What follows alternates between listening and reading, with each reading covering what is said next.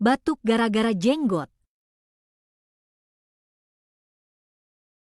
Pengen jenggotan. Kalau batuk-batuk mulu? Apaan jenggotan? Jenggot nggak ada urusannya sama batuk lah. Rokok? Rokok iya, batuk-batuk. Jenggot mah nggak ada urusannya sama batuk. Lu kecuali jenggot lu numbuh ke dalam mulut, baru tuh lu batuk.